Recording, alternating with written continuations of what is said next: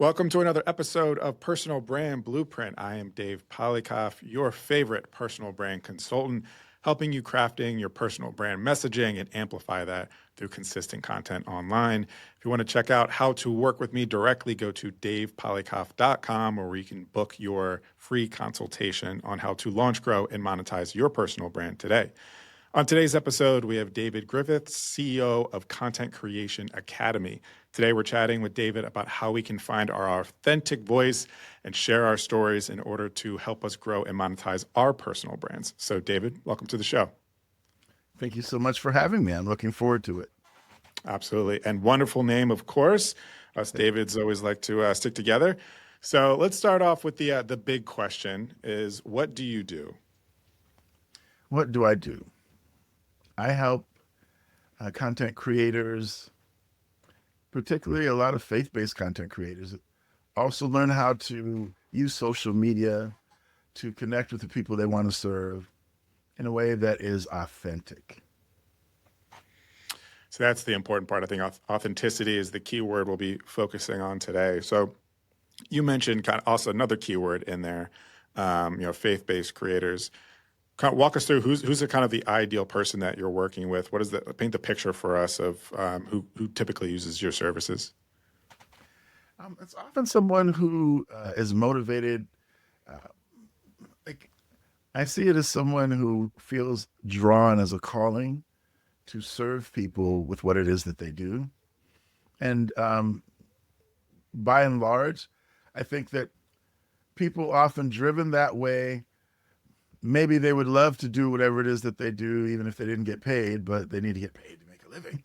So it's really then trying to connect that business side of it to that mission side or ministry side of things. And so I have a lot of coaches, therapists, or some online pastors, some people in different kinds of spaces that then want to create, especially online, like a group coaching program, that kind of situation. That's a lot of the people who I have. Do you find that certain, you mentioned a few different people there, from pastors to like coaches, consultants. Do you find that there's a correlation behind the, we'll say, like connection to their audience based on where they're coming from? Is there a stronger like empathy or desire to really promote a message coming from more faith-based, we'll say, individuals than those who are maybe coming more from just like, the founder of an ad agency or something like that? Got you. Yes. Um, for me, it's some people find it being faith-based, but other people find it just in terms of a mission or a purpose. So it's if someone just says, "Hey, yeah, I want to figure out a way to have a good, viable business. I do a good job of this one activity. Let me figure out how to monetize it." There's that kind of approach versus someone who feels like in their heart, you know what I have was meant to help people like this. Let me figure out how I can create a system that allows me to do that. So I do see a difference because there seems to be a stronger connection to what it is that they actually do. Um, and although we can pivot, even if we do have that kind of feeling, but sometimes people really feel like I have to figure this thing out because this is what I was meant to do. You know what I mean? And for those people, what's typically the problem they have that they're coming to you to solve? What's the big problems you're solving for them? Someone told them that social media is about them telling the world about how great they are, as opposed to them solving a problem for someone else and making sure that that person knows, hey, you have this problem? This is the place to come for solutions to your problem. So I really think it's more so people who've learned to be focused on themselves versus focused on the solution or the problem that they're solving. Sure. And so why is that such an important problem to solve? I think like you said, people need to make money, and so they're very in that way. It's a bit already selfish, and they're kind of in that mindset. Why is it important that people are figuring out how to kind of reverse that algorithm of not just about you, it's about your client?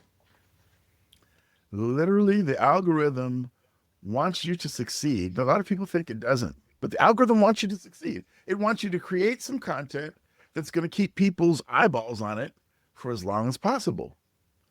But what happens is if you create a piece of content and someone watches the first couple seconds and they disappear, then the algorithm doesn't want to send that out to more people to have the same experience. It actually wants to send it out to people that at least watch 75% of what it is that you posted. And then better yet, if you can get people to watch the whole thing or to watch the whole thing more than once, oh, then it's really going to promote it to people because it's already seen that it's effective in its objective of getting people to stay on the platform as long as possible. So since that's its objective, that's why it's important for us to figure out the pain point or the problem that we're solving for the viewer.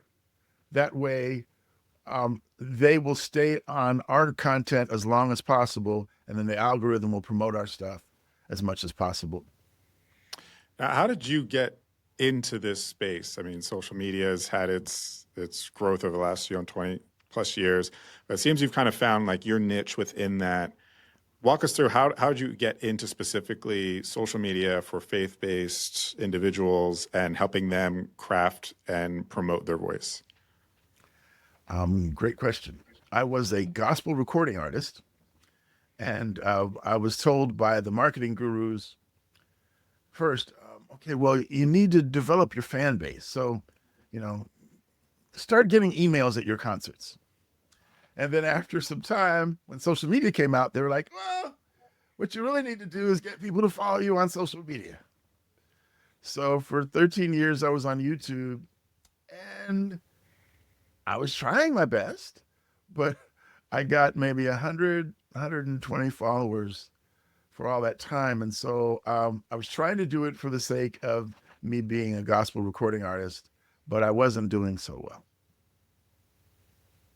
And then, what are some of the tactics then that you've used in order to help your personal brand grow and attract and convince and convert an audience where people go, okay, I trust in David to provide those services? Is there a technique that has proven to show more ROI than the other ones?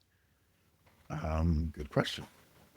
Well, the first thing that I did was, and I guess maybe I should put it in the context of the story. So, at the beginning of the pandemic, a really close friend of mine from high school, Jeff Vargas, who's a public speaker, he decided to start a Zoom for a lot of his friends to get together and encourage one another. As you know, we couldn't do much else at that time as the world was shut down. And one of our friends, Kevin, his mother had just passed away. And so he asked me if I would sing a hymn every morning on Facebook to help him get through this difficult season. And so I said yes, but I quickly discovered that Kevin would be blessed by me singing, but people who'd never discovered me wouldn't find out about what I was doing because I would need to pay to advertise for them to discover me as I was on Facebook singing for Kevin. So then I did some research and I found out from an entrepreneur named Gary Vaynerchuk, that the best place for organic growth on social media was TikTok for business. And I thought, TikTok? Isn't that for dancing girls? I don't have that gift. So, however, I figured he knows something that I don't because he's successful already.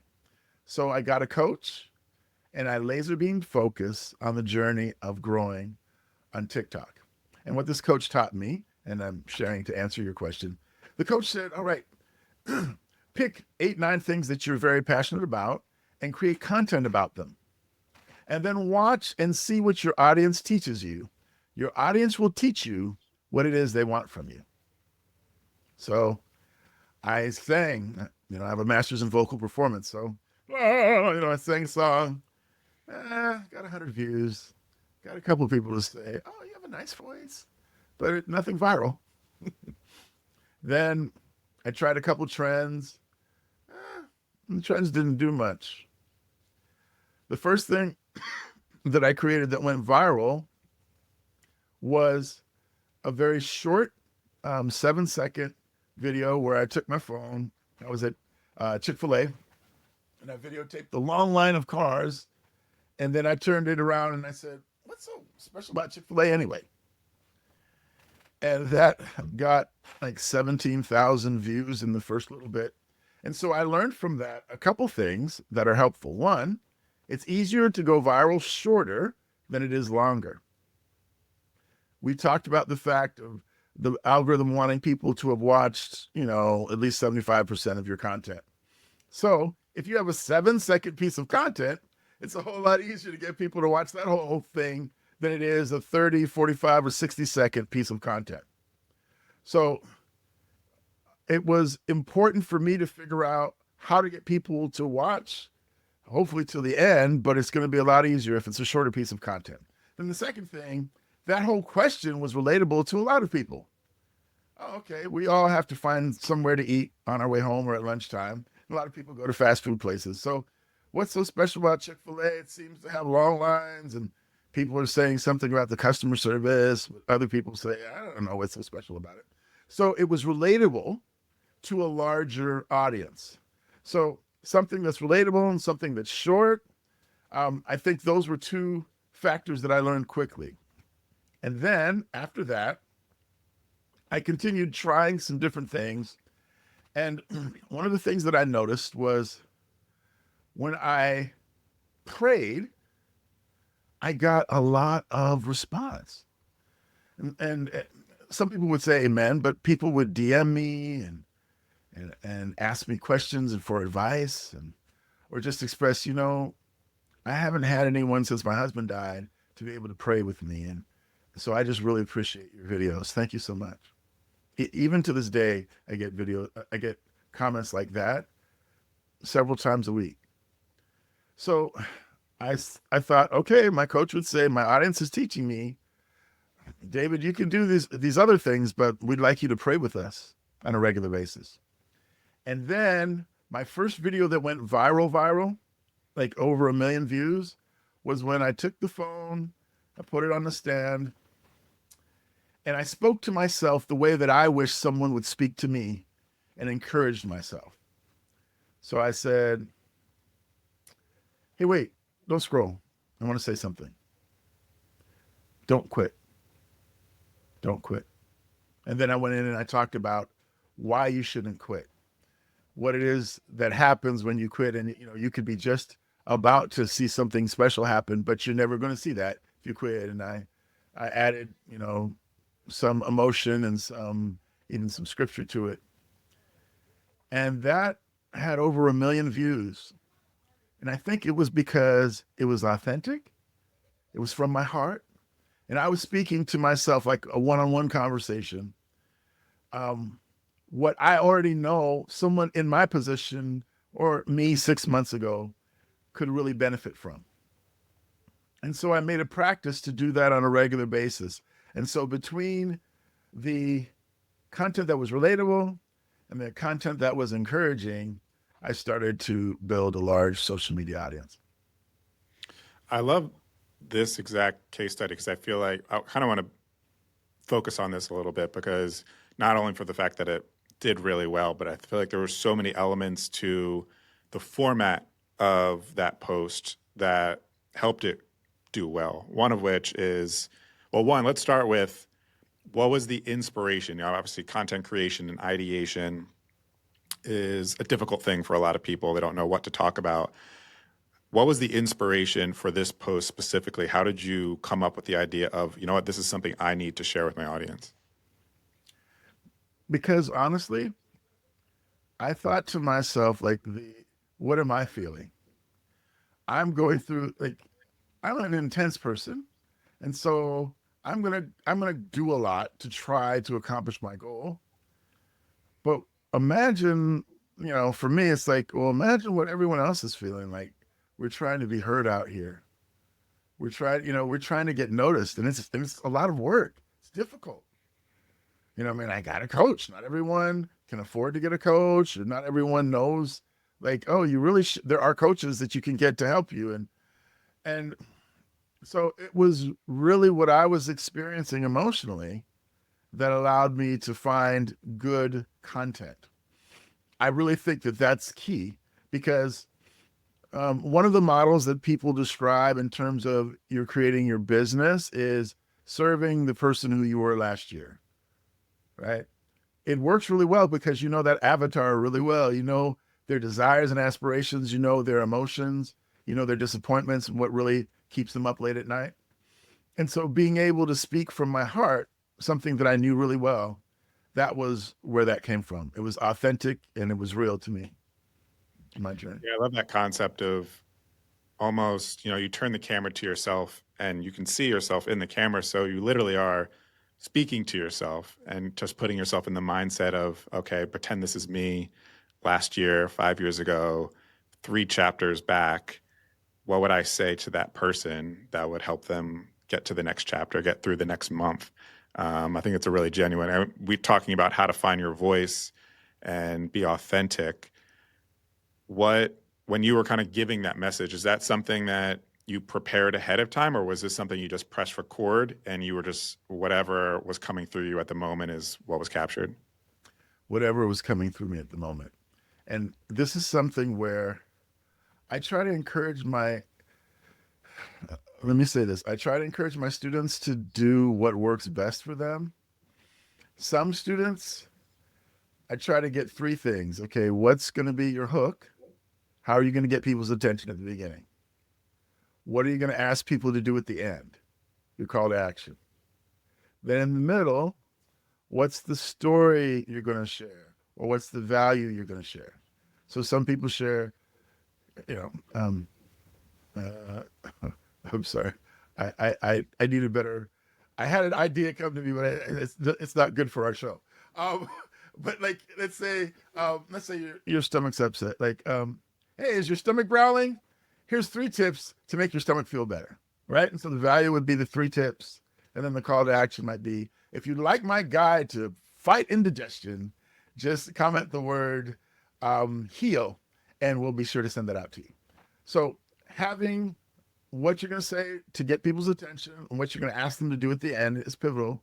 And I think knowing what the story is that you want to tell in the middle or the value. And then I like to do it as many times as I need to get it right. Because when I'm feeling something, and I'll be honest with you, there are evenings where I just feel like I'm heavy feeling my emotional center. I will record 8 or 10 videos because I know like I'm whatever that is, it's in alignment and let me go with it. Yeah, I like that idea of being okay with recording a few different takes on something. There's this concept. Well, when I record content, I'll say it one time and then I'll think, oh, yeah, it'll be better if I phrase it this way. Or, oh, this makes me think of an example, Mm. a case study or something. Let me throw that in there now. So the first time you do it is really just you kind of working out what language you want to use. And then over time, it's similar to like a lot of movies that have people who do improv Mm. in the scene and they'll figure out kind of what's funny and what's working based on maybe like the set's reaction to what they said. And so a lot of times what you see in movies, it's improv, but that's like take number 6 because they found what was funny on take number 6. Mm. So yeah, similar to creating your own content. Yeah, I think it's a good point here of like be okay with going through 6 rounds because by that sixth take, you know what you're going to say and you also know how you're going to say it. I feel like you know where to put the emphasis when you're saying things. So I love that. And you mentioned 2 important things here too: call to action. I'm sorry, hook and call to action. And in your video, you mentioned that you said, "Hey, stop scrolling. Let me talk to you for a second." Was that a conscious thing, or and at the time, like, did you know about hooks at the time, and you were consciously thinking of that, or is that something that just maybe you were like, I wonder why this did better, and you realized, oh wait, I put a hook in the beginning. Um, yeah, the coach had a little mini course before he gave you your personalized recommendations, and he talked about the importance of getting people's attention. So that's where that came from. Sure. Um, and so while you were, for this sake, you were kind of speaking your truth. This is authentic you. You mentioned you kind of put, I think, a prayer in there as well. These are all things that are genuine and true to you. Again, you're speaking to yourself, but clearly it seemed tens of hundreds of thousands of people also resonated with it very, very well. Can you kind of speak to how do we find that connection of, a lot of people are worried about putting themselves out there from a personal perspective because they sometimes feel, am I the only one who thinks this? Am I the only weird person in the world that has this quirk or whatever? But then I think a lot of times, especially on TikTok, you realize that, wow, there actually is this entire community of people who resonate with what I'm saying or resonate with my quirks. Can you walk us through, like, how do we get over that fear of really showing up authentically and knowing that there's going to be an audience somewhere out there that will resonate with what we're saying? Okay, so let me give a combo pack here. What I want your audience to do is to start celebrating the small wins. Just celebrate a win.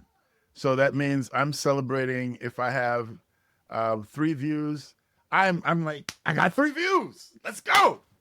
I'm celebrating it because what happens is the energy that I develop when I celebrate each and everything that's happening allows me to stay motivated and to keep momentum going forward.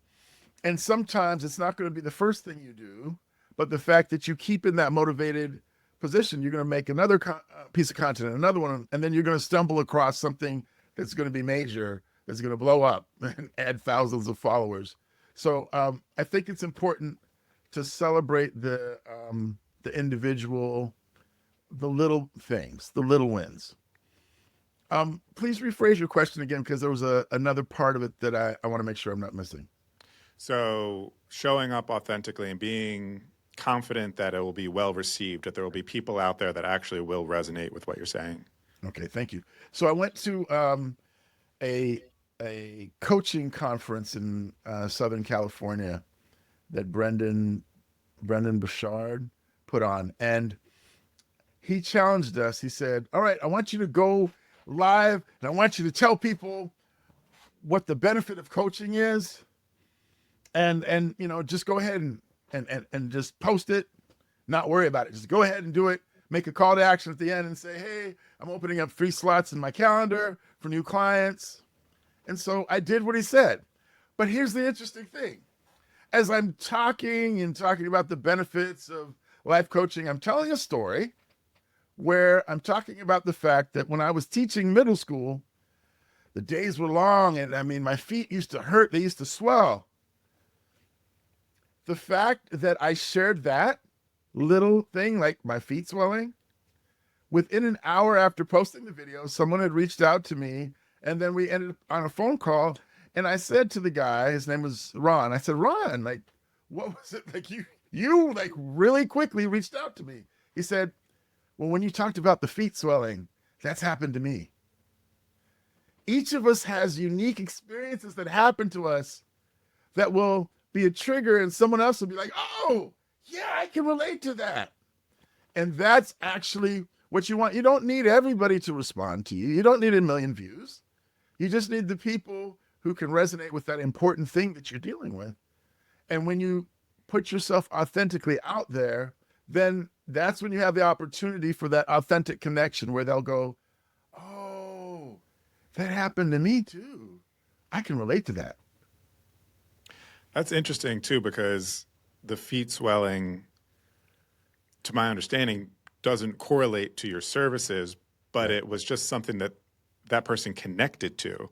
Yes. So it wasn't that it like made you look like more of an authority in the space, or that you were demonstrating skills or anything like that. It was strictly, I too dealt with that at a previous job. I feel more connected to you, and that's kind of just bleeding into the trust that I have for your services. That, like, if we can connect in that level, then we must be able to connect on a business level as well.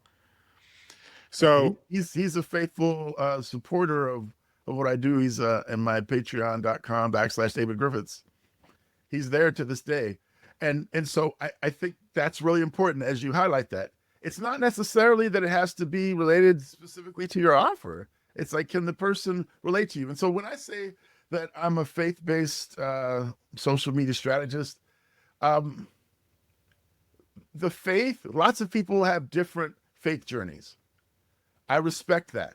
The fact that I say my faith journey is important to me, that says something about me that people relate to, regardless of whether they go to the same church or you follow what I'm saying? So sometimes it's your authenticity and what it teaches someone about you that allows them to know, like, and trust you enough to be interested in going further down the road with you. Have you found that certain, I know we talked about virality, but have you found that certain types of content help you achieve certain business goals over other ones? Like, do you approach different content with different objectives, and does some types of content help move the sales needle? Some may help increase followers, etc. Yes. So, all right. So let me see if I want to make sure I answer this question well. So let's talk about cadence. If today you said to me, "Hey, David, I'm going to start this Instagram account, and I know in February I'm going to be releasing this new software," and I go, "Oh, okay, great. So we have 3 months. So let's just start by you giving value on a regular basis, and don't ask for hardly anything at the end other than a follow. Maybe you can ask for a comment." So I'm looking to help you give value and not ask for much, so that when someone comes to your page, they'll say, "Value, value, value." Oh, he asked something new, but value, value. Oh, okay, this guy really gives a lot of value. I think I'm going to subscribe, because he's not selling me something every single, post. He's actually helping me and giving me important, valuable information. So I would say mid-January, I would say, as you're creating content, at the end of your content, say, "Hey, I got a special launch coming up next month. I'll be on the lookout for more info. Please follow for more content just like this." So I'm having a season where I'm just building followers. And during this season, by the way, I will do content that has nothing to do with what my offer is, but that it builds community. For example, one that I like to do is, "Hey, quick question. What's your favorite kind of food? I'm trying to get to know my online family better. I love Korean food. Let me know in the comments, what's your favorite kind of food?" Doing something like that, what I've found is that it allows people, especially the eager people who hear something and resonates with them, to connect with you. And then you have this squad of, I'll call them like this, the special connected people. And you may ask questions like that, and they respond first. They may end up starting to be the people who respond first to the other content that you create, because you created this more intimate connection with them. It's important when you build community on your platform to have that. You want real people who are going to want to pay attention to what you're doing, and who actually see that you care about them, and so they care about you and supporting you. So that seems to be an important process. So when we get to February and we actually get time for your software to come out, then the week that is coming out, I would say every piece of content, you're saying, "Hey, we have this wonderful software. Get your free trial. Come at the word trial." And do it every single day for 7, 8, 10 days, because your audience won't be upset with you, because you gave them value regularly without asking them for much other than a follow before that. So I would say the cadence, based upon the season of what you're doing, if you're in a launch, that kind of stuff makes a lot of difference. It's a great example of kind of a go-to market strategy for social. Can you walk us through maybe a separate example, a real life example of one of your clients, someone you've worked with, that maybe had a similar example of going to market, or maybe they were just struggling with their social media to begin with? And what were the problems you saw, and then what were the problems that you helped them solve? Okay. What one of one of my favorite clients, she was hired to be an online pastor, and and honestly, it seemed that, like, she had this wonderful opportunity, and it was up to her to make the opportunity wonderful. If you know what I'm saying, right? So it's like, okay, here you have this position, but it didn't seem like there was a lot of infrastructure around making sure that she could be effective in what she was doing. And so I said, all right, well, let's develop your TikTok and your Instagram. And so what we did is I gave her some of the concepts that we've been talking about earlier today. And, she grew to over 6,000 followers in a short amount of time. Then on her Instagram, she didn't have two-factor authentication on, and her account got hacked. So she was discouraged at first, and we talked about it, and we just decided we'll do a new account. And so in the next several months, she got over 2,000 followers in that count that now she was starting. And I think the big thing for her was she was a tech challenged individual. She just needed the support. And then she needed to make sure that on a regular basis, she was making content for the people that she was looking to serve. And so the different subjects that she would talk about were based upon the people who she was looking to attract to her online community. So that's an example of someone who did well with our support with her social media. Love it. And for those who were interested in working with you, those who are faith-based entrepreneurs, coaches, consultants that want to connect with you, learn a bit more about your services, what should they know and where should they go? I would say, ask me a question. My email is david@contentcreatingacademy.com. david@contentcreatingacademy.com. Of course, you can visit our website, contentcreatingacademy.com. But I would love to connect with you on social media. On Instagram, I'm David the Digital Creator. And on TikTok, David Griffiths 07. On Facebook, Orphan Helper. And on YouTube, David Griffiths Music. Love it. That's all for today's episode of Personal Brand Blueprint. A big thank you to David for being on today's show and walking us through how to find our authentic voice on social media to help us grow our personal brands. To learn more about how to launch, grow, and monetize your personal brand, make sure to subscribe to the Personal Brand Blueprint podcast. Follow me, Dave Polykoff, on LinkedIn, as well as David as well. And check out davepolykoff.com, where you can book a free consultation with me and learn about how we can work together one-on-one. Thank you, and see you on the next episode of Personal Brand Blueprint.